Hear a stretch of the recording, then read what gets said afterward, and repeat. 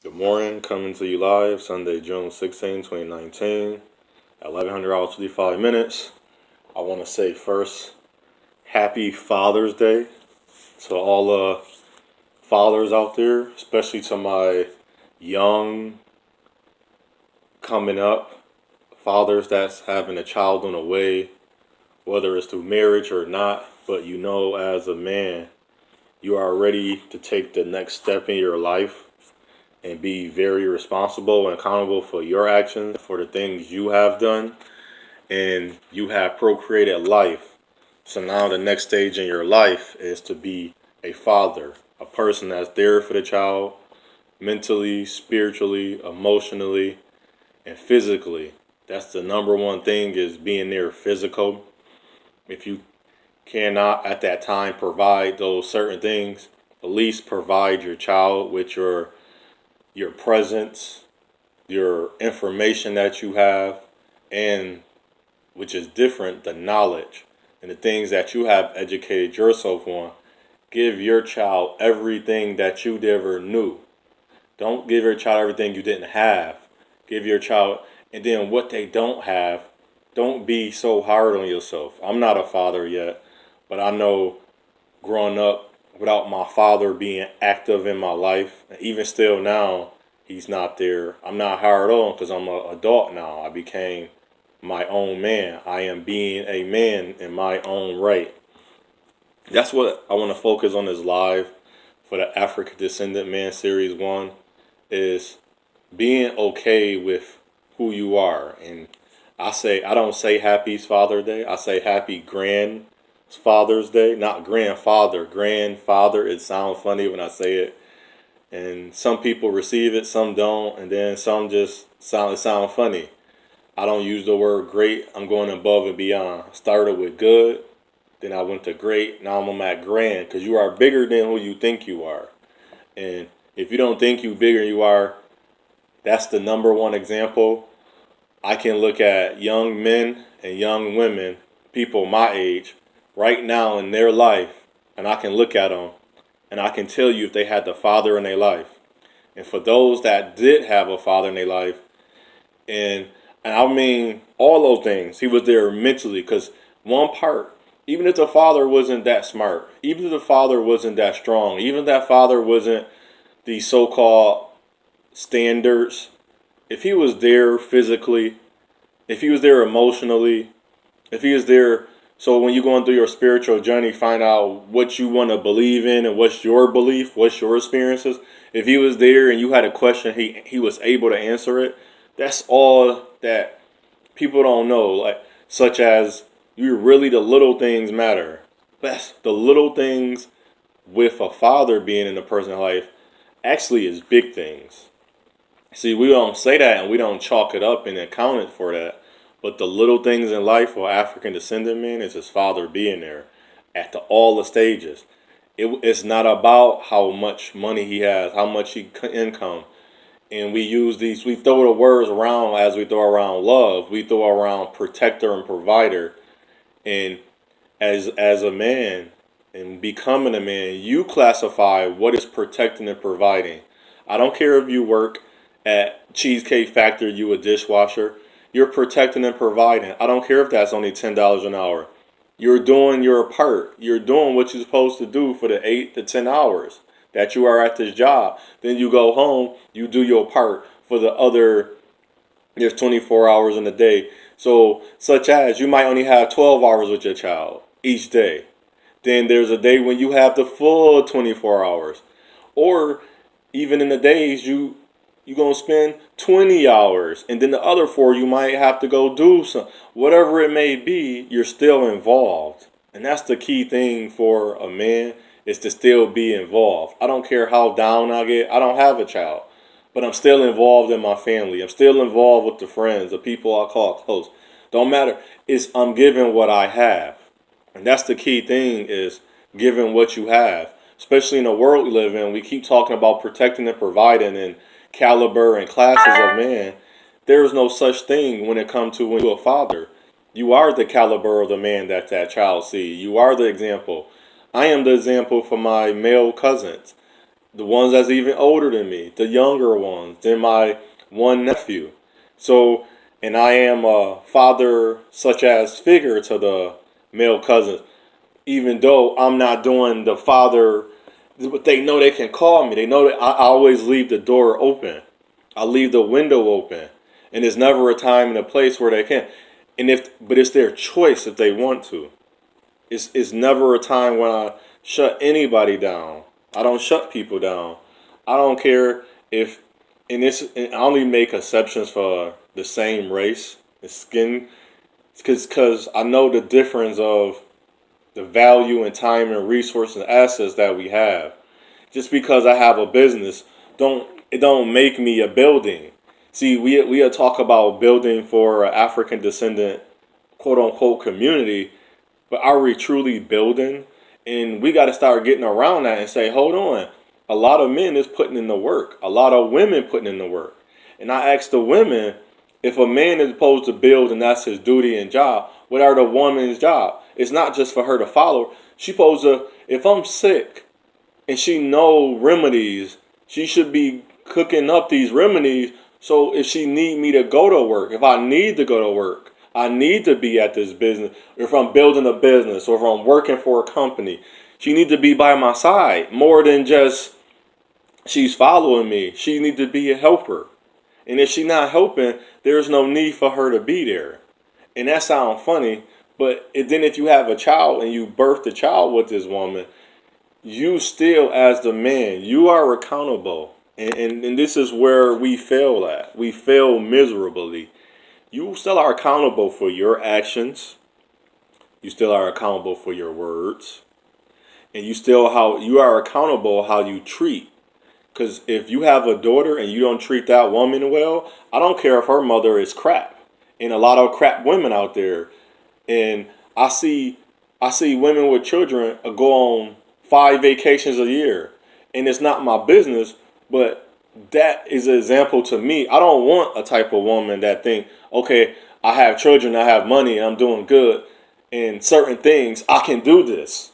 But your children is left out. When I go on vacation and when I have a child, I'm happy that I had a child at 36. I'm happy I didn't need a whole phase. And so, and I'm happy and I'm grateful. I am gracious, genuinely happy that my mother is not what I don't desire in a woman. My mother is my greatest example. And sorry to say it, we have piss poor fathers that was a bad example, what a lot of us men overcame. And a lot of people talking about building families. A lot of family is not going to be built in the same societal sense. It might be the guy might have a low income, but he got better. But he gave everything the child needed. He might have a good amount of assets and income coming in, but that don't stop the family. I feel as once the woman started making the same amount of money as us men, that's when the family dynamics got destroyed. And that's proof. If you watch throughout our history, once the woman so-called became equal, and as in we can say the same valuable terms as in work and what a woman have, that's when the family what you call it role have changed. I don't buy into terminologies because I don't want to create new terminologies for more destruction of our people or the same race people, because that's all we're going to keep doing.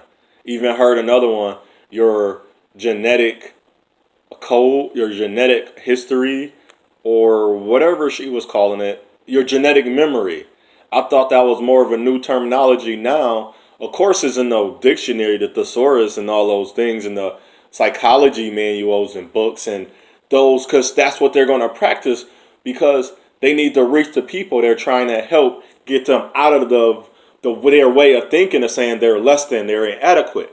But when I'm talking to you, I'm trying to uplift you, encourage you, and build you up. I don't want to use things that take you. It's a setback.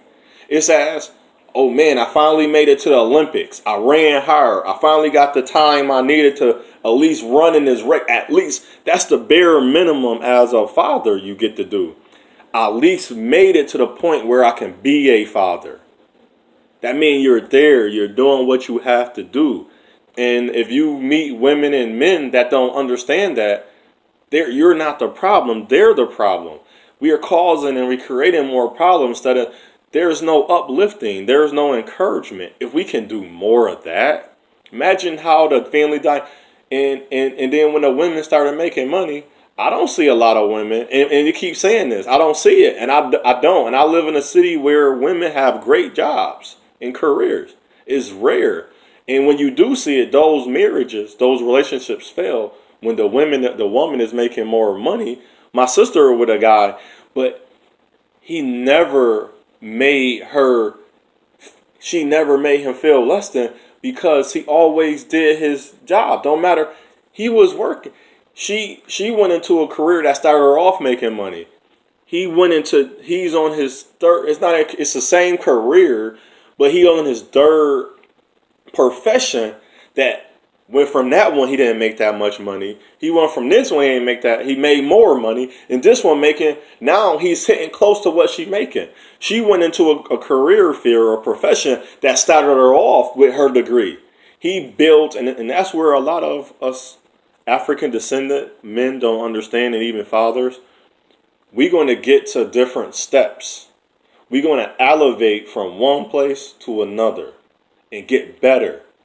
And as that better income, and I always say this, and my brother Martin Luther King said it, is by the man character. We are no longer looking and seeking my character. The women are now looking at what I have. They are looking at men of what they have. They've been doing that. We keep thinking African descendant women was always the lower tier. And we say lower tier, it's the people that didn't want nothing out of life. And it's not their fault because my mother, this is an example. My mother and father went through the education school system when now they're going to a school that's actually going to give them a real education. My mother went through that. She went through the integrations of the schools. My mother's 62 and my father's 70. So think about that. My mother, your mother too, if your mother around my age, hopefully, or close enough, she went through that. Remember, my father's 70. Guess what? My father wasn't able to vote yet. So as we keep saying African descendant men is not building, we're still coming out of things where now I can go buy a piece of material, and now for wholesale, since the economy have changed, I'm not getting ripped off or I'm not getting shunned because of my skin, even by the other races, because they're already ahead. They don't care now if I have a good amount of leather because they know we're still only 50. But then you still have the people that don't have the mind. And then even that lady said there was we still using, I'm not defeated when I say we're still slaves. We're still slaves because capitalism exists. That's why I'm saying it. I'm not saying it for no other reason, because that's slavery. When one man or person or people can be at a top and nobody else can pass them unless they take them out. But that's how the country was built. That's the land we are alone was built.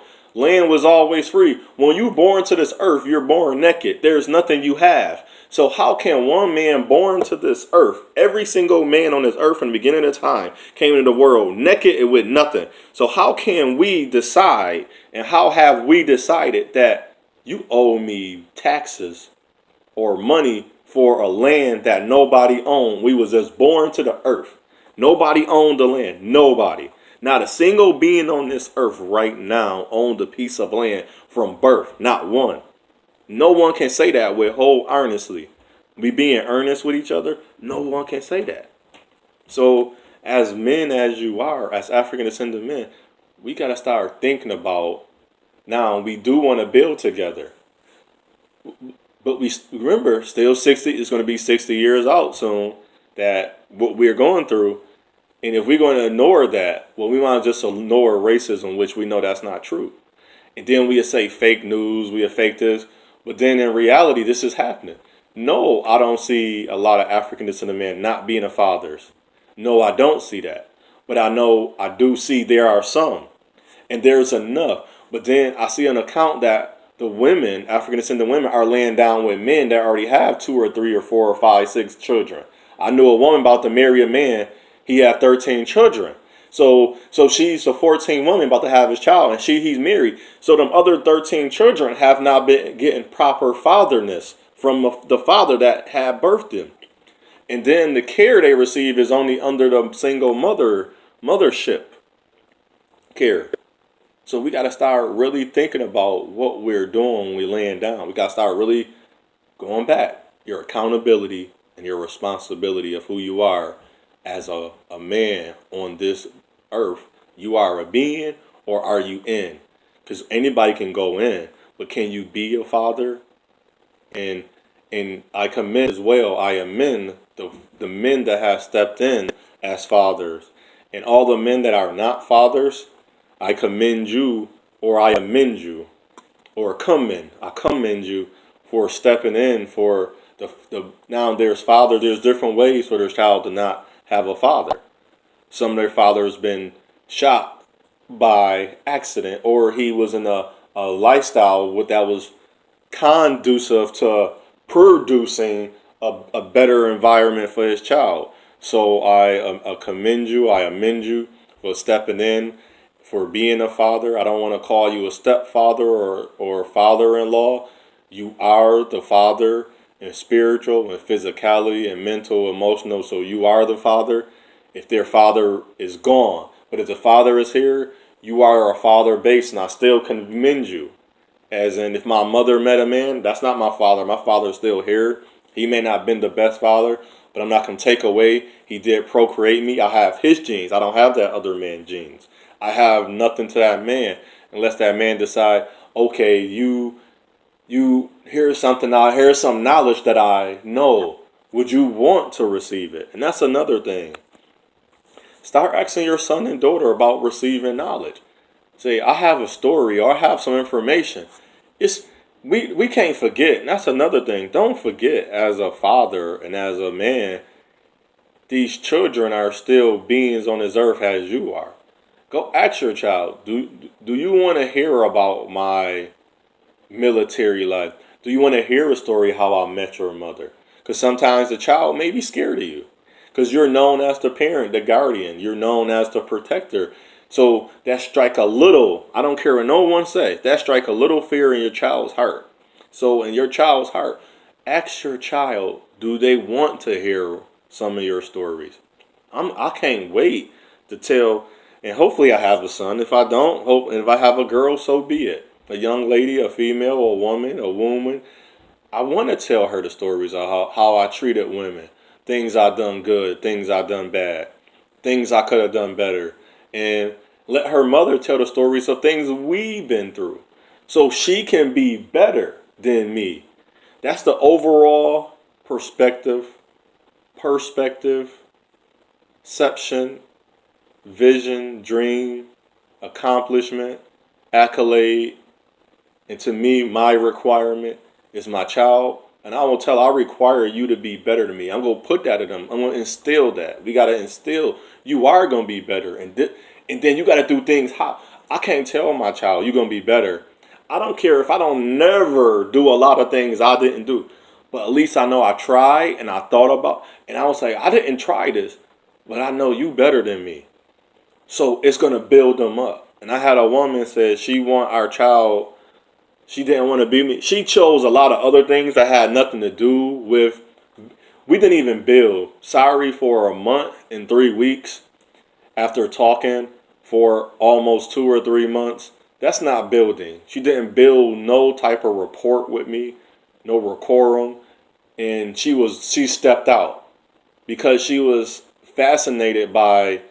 Now this is a killer. Now social media and I don't listen. I'm starting not, and it's hard because I want to take the advice of our African descendant women, and I don't want to take advice from you no more because it seems as the same race women, it seems like the minds are only one track.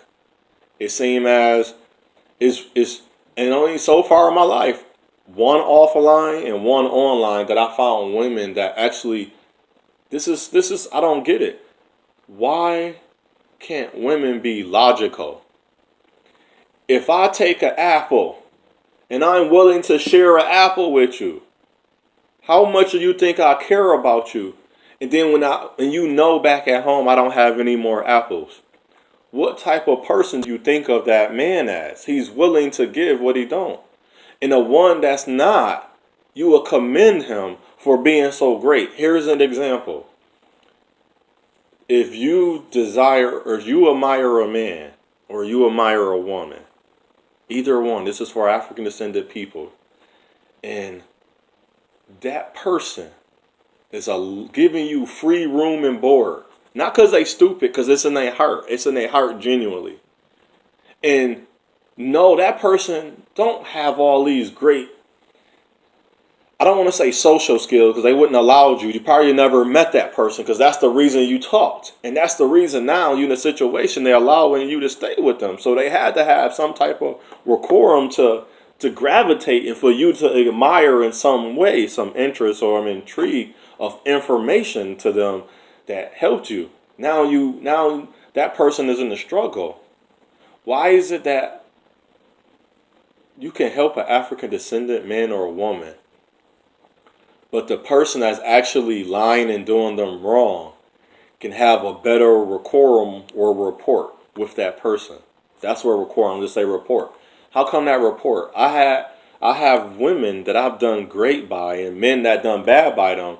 They were in love with him, but somehow my analogy of me is bad because of I don't have the whatever he said or done. Cool. But I'm not lying to. I'm straight up. I'm not hollering at her. I'm not abusing her. One woman said I was physically abusing her because it was a logical type of discussion. And she was kept not being logical about it. And I said, that's what make women stupid. She said I was being abusive. And I was baffled. And after that, we didn't have, mind you, I allowed this, going back, allowed the lady to live with me. I'm not going to tell what I've done, but this is just an example. A lady to live with me. And I spoke about this when I first started doing lives and recordings. Mostly they was all lives. And the guy was doing her wrong, cheating on her. He had a girlfriend. Mind you, I didn't know this. She's staying with me because I met her through someone. She needed some place to stay. Mind you, she's over the age of 25 as well. And I'm 36. I allowed her to stay with me for almost a year. She had to go because I felt not safe around her because she had a knife, which, okay. But after almost a year, I never came to you. I never flirted with you. Even when I tried to hug you, you fought me. And I would say, okay, I couldn't rub your shoulders. You had a problem with me. But somehow you was laying down, she was laying down with a man that was lying to her. And you was getting food and money from a person that knew nothing about you. I didn't know nothing about her. With even that year. He may not know either. But she was allowing him to be close to her. Even through his lying, she was making excuses. And then that's why, even with my mother, and there's no offense, and with the Father Day being Father's Day, that's why I'm starting not to listen to a lot of women no more, because that don't make sense to me.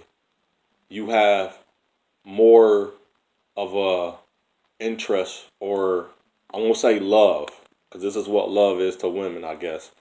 Love with a man that you know it is wrong, but since your heart seemed there with him, and your heart, and that's the playing a big role.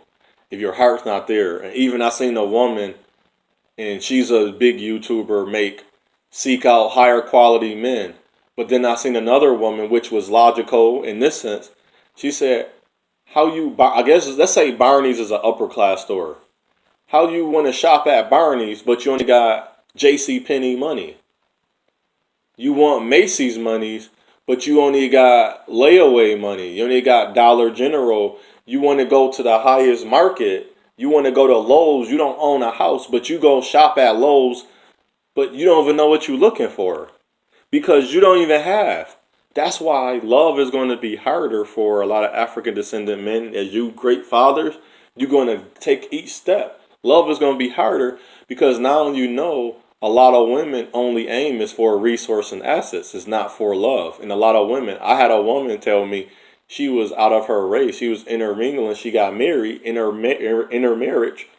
A man, he ain't want the food. He would throw the food at the wall.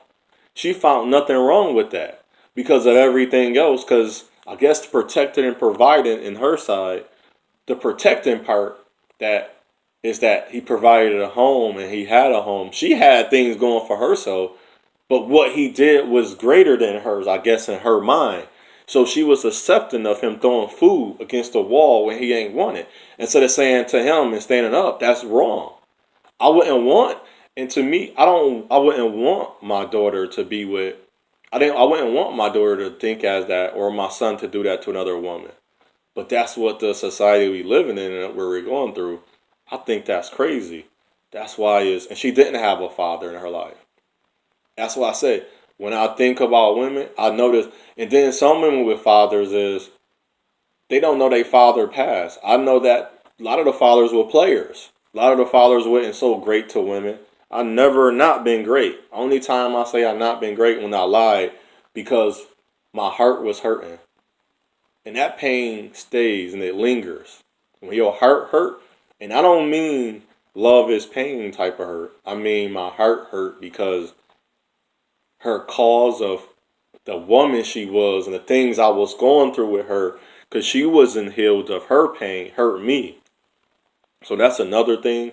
Don't be a hurt man. And when you a hurt man, you're going to take on things from other people and continue to be hurt. Because men, like we are more of a tank.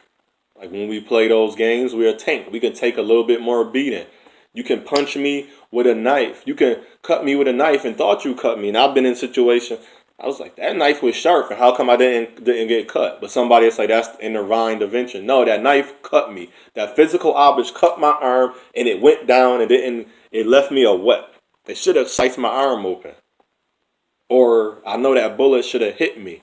And I seen it. You can't see it, but it flew past my eyes twice. It went past my back because you can hear it 3 times. 5 bullets missed me. You can call out the grace of God, whatever you want. But I know these things happen. But those things, I know, that's why I know I'm a little tougher. Because I kept walking to my cousin's house. I didn't stop. And I didn't get scared. I've been in situations where I shouldn't be here. And that's another thing. Men, if you have something on your mind, please talk it out. Go find someone. You can call it gay or not. I'm going to talk to you about how I feel. And if I can't talk, you're not the right guy for this situation, cool, I respect that. But I know there's guys that out there, and I'm a type of man that you can come to me. Because I know don't matter how much money, how much income, how much wealth or riches I come into, the life of a man don't change from man to man. We all have different hardships. We all have different struggles. But our trials and the things we go through, if I want to say tribulations on this day, is we're going to go through them, but that don't define us, that don't stop us, and that don't stop you from being a father. Only thing that stop you from being a father, the only person, is you. What I say unto one, I say unto all. It's your path, it's your journey, it's your choice. Hopefully I helped someone. Hopefully this went into good ears, that you received it. And please give me some feedback. I'm not a father. And here's a question to the fathers. What are some information or knowledge you want to give to your younger self or to yourself now that you didn't know? What information can you give to young fathers that's not married or that's married? If you're married, what is some information you can give to your son and your daughter as a married or non-married father?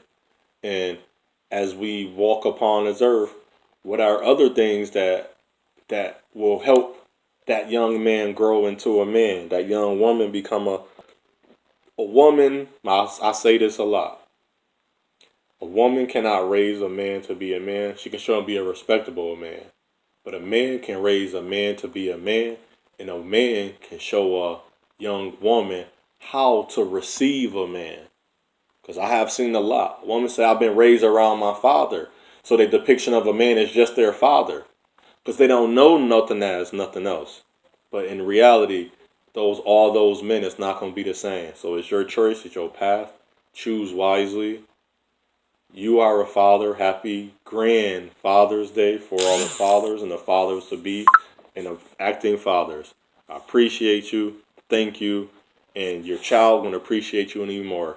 Keep being the best father you are. Keep being the best man. You are the best man before a ring is put on her finger and before you approach any woman. If you are single, you are a father within yourself. You're building up yourself. And don't be so hateful. And now I want to say this to men that interracializing or mingle. Don't be so hateful. You see your own faults, but you ignore faults of the other race. And that's what we got to stop doing. And that's not the touch of it. But fathers, thank you for being a fathers. I'm proud of you. And fist out to you. You are kings. Shalom.